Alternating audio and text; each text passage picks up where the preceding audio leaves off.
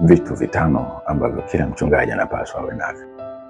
Na kukumbusha, uchungaji sio swala la muonekano, sio swala la kuongea, sio swala la kujua sana Biblia.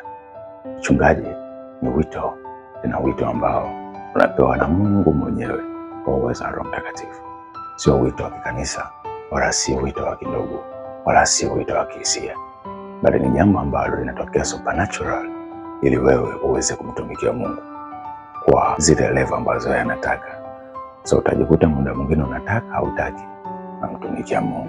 Kwa kwanza, mchungaji anapaswa aokoke.